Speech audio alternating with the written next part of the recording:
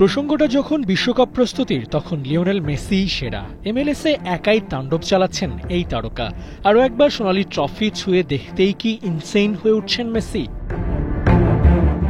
আর্জেন্টিনার জার্সি গায়ে আগের মতো মাঠে নামতে দেখা যায় না তাকে, কিন্তু মায়ামির জার্সি গায়ে এমএলএসে নিয়মিতই খেলেন আর্জেন্টাইন সুপারস্টার, আর সেখানে চলে ম্যাজিক। এই সিজনে লিওর পরিসংখ্যান দেখলে ঠাহর করা যায় আসন্ন বিশ্বকাপে একজন সুপার ইনফর্ম মেসিকেই হয়তো পাওয়া যাবে।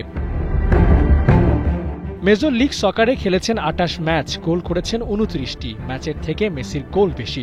অ্যাসিস্টের রাজা, গোল করিয়েছেন ১৯টি।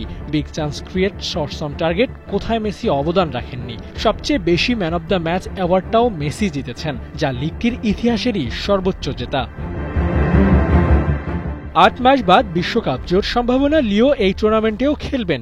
আর্জেন্টিনার হয়ে আরও একবার সোনালি ট্রফি ছুঁয়ে দেখার চেষ্টাটাও করবেন। বয়সটা ৩৮-এর কোটায়, ভক্তদের ভাবনায় কুটাক দিতেই পারে এই বয়সে মেসি কেমন করবেন। তাদের জন্য বোধহয় একটা হিন্ট দিয়েও রাখলেন লিও। ২৮ ম্যাচ খেলে ৪৮ গোল অ্যাসিস্ট করে বোঝালেন বয়স আর পারফরমেন্সকে মেসি কখনোই এক করেন না। সাম্প্রতিক সময়ে ক্লাব ফুটবলে সুপার ফর্মে থাকা মেসির জাতীয় দলের প্রস্তুতিটা কেমন? উত্তরটা ভক্তদের জন্য খুশির উপলক্ষ এনে দিবে না, কেননা ২০২৫ সালে আর্জেন্টিনা ম্যাচ খেলেছেন ৯টি, সেখানে মেসি মাঠে নেমেছেন মোটে ৩বার, গোল করেছেন ২টি। গোলের রেশিওটা ঠিকঠাক থাকলেও ম্যাচের সংখ্যা খুবই কম। ছোট্ট এই পরিসংখ্যান কি ইঙ্গিত দিচ্ছে আসন্ন বিশ্বকাপে মেসি খেললেও সবগুলো ম্যাচে তাকে পাওয়ার সম্ভাবনা নাই?